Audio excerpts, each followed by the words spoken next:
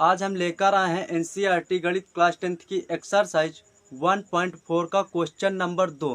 Question number 2 क्या कह रहा है, आइए हम देखते हैं। कह रहा है कि प्रश्न 1 में दी गई उन परिमेय संख्याओं के दशमलव प्रसारों को लिखिए जो शांत है। यानी कि क्वेश्चन नंबर 1 में जो परिमेय संख्याएं शांत थी उनका हमें क्या निकालना है, दशमलव प्रसार। तो क्वेश्चन नंबर 1 में कौन कौन सी संख्याएं शांत थी, आइए देखते हैं। तो शांत दशमलव प्रसार वाली संख्याएं कौन कौन सी थी? 13/3125, 17/8, 15/1600, 23/2 के पावर 3 और 5 के पावर 2, 6/15, 35/50। ये संख्याएं क्या थी? परिमेय संख्याएं शांत थी। तो हमें इन्हीं का निकालना है दशमलव प्रसार। तो यहाँ पे हमें एक नंबर पे कौन सी संख्या दी गई है? 13/3125। 3125 को छोटी से छोटी संख्या में डिवाइड करना है जिससे भाग हमें आसानी से निकल आए। तो यहाँ पे हम करेंगे 3125 का गुणनखंड। हमने पिछले वाले सवाल में सब कुछ बता रखा है कि 3125 का गुणनखंड कितना निकलेगा। चलो हम फिर इसमें बता देते हैं। तो इसमें 5 से डिवाइड करेंगे तो 5 छक्का का 30, 5 दूनी 10, 55 25, 5 इक्कम 5, 5 दूनी 10, 55 25, 5 दूनी 10, 55 25, 55 25, 5 इक्कम 5। यानी कि 3125 को क्या लिख सकते हैं? 5 का गुणा 5 बार लिख सकते हैं। तो यहाँ पे क्या लिखेंगे? 13/5 गुणे 5 गुणे 5 गुणे 5 गुणे 5। 3125 को क्या लिख सकते हैं? 5 का गुणा 5 बार। यानी कि इसे अब क्या लिख सकते हैं? यानी कि 13/5 आगे 1/5 आगे 1/5 गुणे 1/5 गुणे 1/5। 13/3125 को क्या लिख सकते हैं? 13/5 गुणे 1/5 गुणे 1/5 गुणे 1/5 गुणे 1/5। अब यहाँ पे हम देखेंगे कि 5 से भाग देना हमें 13 में। तो 5 से भाग देंगे तो यहाँ पे कितने बार जाएगा? 5 दूनी 10, 2 बार गया। तो यहाँ से कितना बचा? 3। अब दशमलव लगाएंगे तो यहाँ कितना आ जाएगा? 0। 5 पारा 30 से ज़्यादा न जाए तो 5 छक्का 30। ये यहाँ पे कितना निकल आया है? 2.6। तो यानी कितना निकला? 2.6। अब 1 का 5 से भाग देंगे तो कितना आएगा? 0.2। 1 का 5 से भाग देंगे तो कितना आएगा? 0.2। 1 का 5 से भाग देंगे तो कितना आएगा? 0.2। 1 का 5 से भाग देंगे तो कितना आएगा? 0.2। अब इनका सबका आपस में कर लेते हैं मल्टीप्लाई यानी कि गुणा। यानी करते हैं 2 दूना 4, 4 दूना 8, 8 दून 16, 16 का गुणा 6 में करेंगे तो कितना आएगा? 16 छक्का 96, 96 के 6, 96 के 6 हासिल कितने? 9। तो 16 दून 32, 32 9 कितने हुई हैं? 41। तो यहाँ पे कितना आ गया? 41। दशमलव कितने अंक बाद लगेगा देखते हैं। 1 2 3 4 5, यानी कि 5 अंक बाद दशमलव पीछे से 1 2 3 4 5। ये 5 अंक बाद दशमलव, ये आ गया 0। यानी कि 13/3125 का क्या निकला है दशमलव प्रसार? 0.00416। ये निकला है 13/3125 का दशमलव प्रसार। अब करते हैं इसका दूसरा पार्ट। दूसरा पार्ट क्या कह रहा है? 17/8। यानी कि हमें इसमें भाग देना होगा 8 से 17 को। तो 8 से 17 को भाग देंगे तो कितने बार जाएगा? 8 का पहाड़ा पड़ेंगे 17 से ज्यादा, यानी कि 2 बार। 8 दूना 16, कितना बचेगा? 1। अब यहाँ पे दशमलव लगाएंगे तो यहाँ पे क्या आ जाएगा? 0। अब 8 हिक्कम 8, 10 में 8 घटाएंगे तो कितना आ जाएगा? 2। अब यहाँ पे 0 लगा सकते हैं क्योंकि एक बार हमने दशमलव लगा चुका है। तो यहाँ पे कितना आएगा? 8 दूना 16। अब यहाँ पे 20 में 16 घटाएंगे तो कितना आएगा? 4। अब यहाँ पे 0। अब 8 5 40, यानी कि यहाँ पे कितना निकल आया है? 8 5 40। यानी कि 17/8 का दशमलव प्रसार कितना निकला है? 2.125। ये निकला है हमारा 17/8 का दशमलव प्रसार। अब हम करते हैं तीसरा पार्ट। तीसरा पार्ट क्या कह रहा है, 15/1600। 15/1600। अब इसे हमें तोड़ना होगा छोटी से छोटी संख्या में, जिसका हम भाग आसानी से निकाल सकें। तो यहाँ से क्या निकालेंगे, यानी कि 15/1600। 1600 को क्या लिखेंगे, 16 × 10 × 10, यानी कि इनका आपस में गुणा करेंगे तो कितना आ जाएगा, 1600। अब इन्हें कैसे लिख सकते हैं देखते हैं, यानी कि 15/16 × 1/10 × 1/10 इस रूप में लिख सकते हैं। अब 15 में 16 से भाग देंगे तो 16 से भाग देंगे तो कितना आएगा, 15 में, यानी कि कितने बार नहीं जाएगा तो यहाँ पे कितना आएगा, दशमलव, तो यहाँ पे कितना आ जाएगा, 0। अब यहाँ पे 16 9 144, यानी कि 150 में 144 घटाएंगे तो कितना आएगा, 6, यहाँ पे 0। अब कितने बार जाएगा, 16 48, 16 48, यहाँ पे कितना बचेगा, 12। अब यहाँ पे 0, 16 5 80, 16 छक्का 96, 16 सत्ती 112, कितने बार जाएगा, 7 बार, 16 सत्ती 112, यहाँ से कितना बचेगा, 8, यहाँ पे कितना आ जाएगा, 0। अब कई बार जाएगा, 16 5 80, यहाँ पे यानी कि 15/16 का दशमलव प्रसार कितना निकला है, 0.9375, और 1/10 का दशमलव प्रसार कितना निकलेगा, 0.1, इसका कितना निकलेगा, 0.1। अब इनका गुणा कर लेते हैं तो कितना आ जाएगा, 9375। दशमलव कितने अंक बाद लगेगा देखते हैं, 1 2 3 4 5 6, यानी कि पीछे से 6 अंक बाद, 1 2 3 4 5 6, 6 अंक बाद दशमलव, दशमलव के आगे 1 0, यानी कि 15/1600 का दशमलव प्रसार क्या निकला है, 0.009375। ये हो गया हमारा तीसरा पार्ट कंप्लीट। चौथा पार्ट क्या कह रहा है, चौथा पार्ट है 23/2 के पावर 3 और 5 के पावर 2। तो हमें ऐसी संख्या में इसे तोड़ना है जिसका भाग हम आसानी से निकाल सके। तो यहाँ पे क्या लिखेंगे, ये हो गया हमारा, ये दूसरा पार्ट था, तो ये हो गया तीसरा पार्ट। अब निकालना है हमें चौथा पार्ट। तो चौथा पार्ट को क्या लिखेंगे, 23/2 के पावर 2 और 5 के पावर 2, और यहाँ पे 1 यानी कि 2 के पावर 3 था, तो 1 2 हमने बाहर कर लिया, बचा कितना, 2 के पावर 2। अब यहाँ से क्या लिखेंगे, यानी कि 23 यानी कि 2 × 5 के पावर 2 × 1/2, यानी कि 23, यहाँ कितना आ जाएगा, 10, और 10 का वर्ग कितना होता है, 100 × 1/2, यानी कि 100 से 23 को भाग देंगे तो कितना आएगा, 0.23, और इसका 2 से में 1 से भाग देंगे तो कितना आएगा, 5।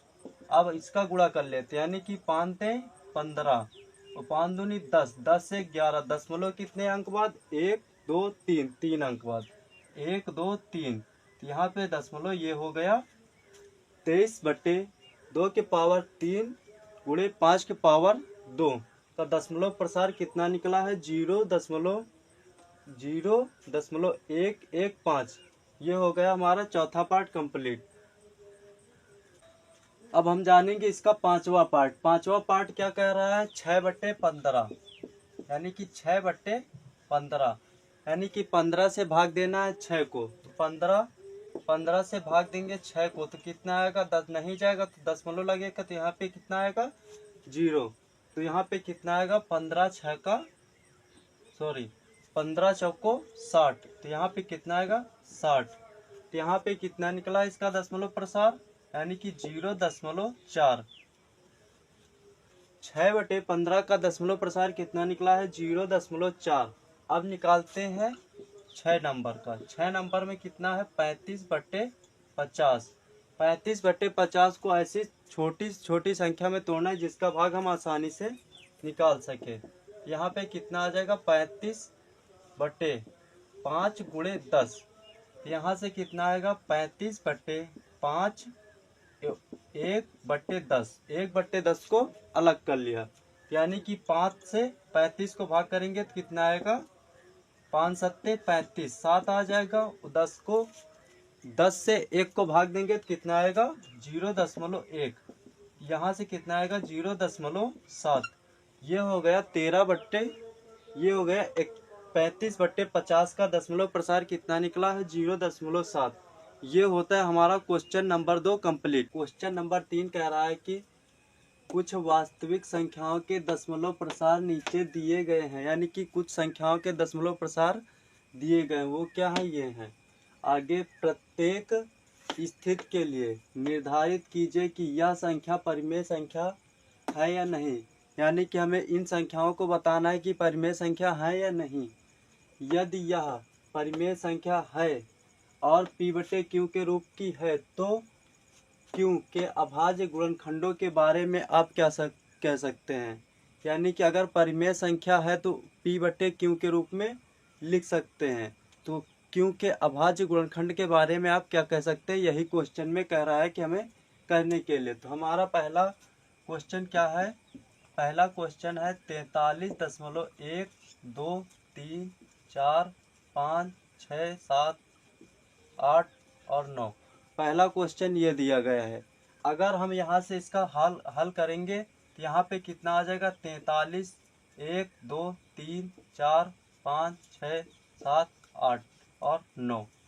अब यहाँ पे देखेंगे कि दशमलव कितने अंक बाद लगा था, 1, 2, 3, 4, 5, 6, 7, 8, 9, यानी कि 9 अंक बाद दशमलव लगा था पीछे से। तो हम नीचे कितने जीरो लगा देंगे, 9, 1, 2, 3, 4, 5, 6, 7, 8, 9, ये हो गया।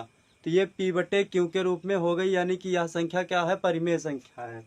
तो यहाँ पे क्या लिखेंगे, अतः 43.1, 2, 3, 4, 5, 6, 7, 8, 9 एक परिमेय संख्या है, एक परिमेय संख्या है। क्योंकि इसे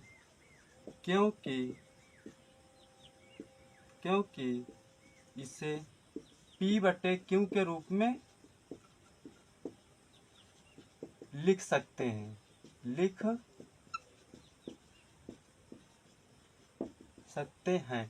जब p/q के रूप में लिख सकते हैं, यानी कि p के बारे अभाज्य गुणनखंड के बारे में हमें बताना है। क्योंकि इसे p/q के रूप में लिख सकते हैं, यानी कि q के अभाज्य गुणनखंड में, इसलिए q के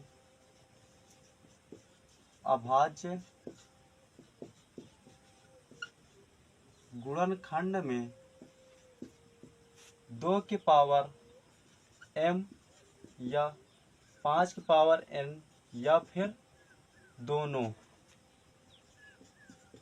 दोनों होंगे।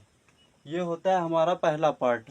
अब करेंगे इसका दूसरा पार्ट। दूसरा पार्ट क्या कह रहा है, आइए देखते हैं। दूसरा पार्ट हमें 0.120 1200 12000 ये चला गया है हमारा अनंत तक।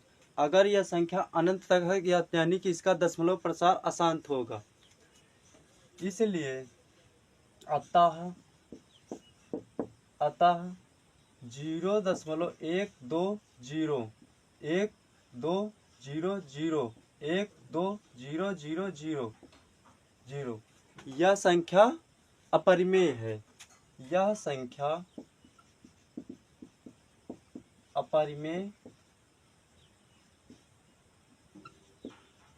अपरिमेय है क्योंकि इसका दशमलव प्रसार अशांत है।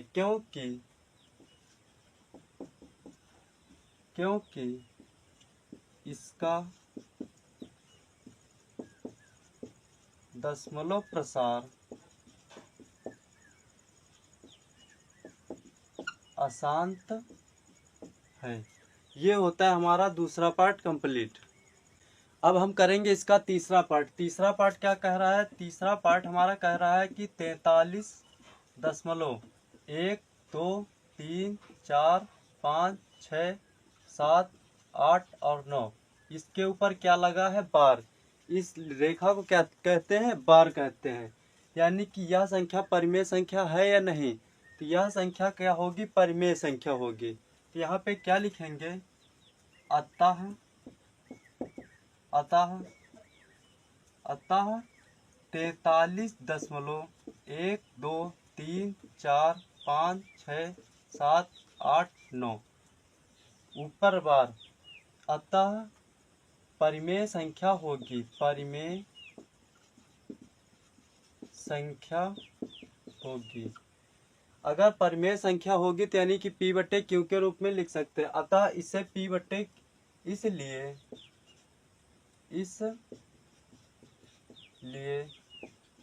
इसे P बटे Q के रूप में लिख सकते हैं। P बटे Q के रूप में लिख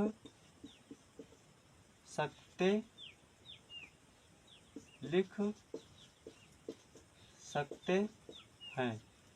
यानी कि इसके Q के अभाज्य गुणनखंड में 2 के पावर n और 5 के पावर m के रूप का होगा। इसके अलावा भी अभाज्य गुणनखंड कुछ निकलेंगे, इसलिए यह संख्या क्या होगी? परिमेय संख्या होगी। यानी कि इसलिए इसे P बटे Q के रूप में लिख सकते हैं। तो फिर क्या होगा? तो फिर Q के अभाज्य गुणनखंड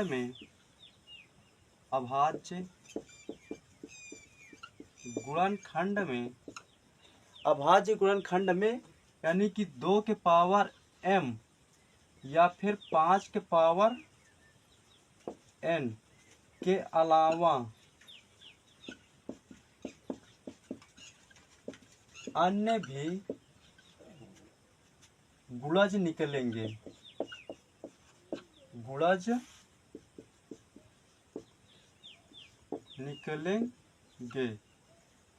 ये होता है हमारा तीसरा पार्ट कंप्लीट। तीसरा पार्ट में क्या कह रहा था? 43.1 2 3 4 5 6 7 8 9। इसके ऊपर क्या लगा था? बार लगा था। तो यहाँ पे क्या लिखा है? अतः 43.1 2 3 4 5 6 7 8 और 9। इसके ऊपर क्या लगा है? बार। परिमेय संख्या होगी। अतः यह परिमेय संख्या होगी, इसलिए इसे P बटे Q के रूप में लिख सकते हैं। यानी कि परिमेय संख्या है तो इसे P बटे Q के रूप में लिख सकते हैं।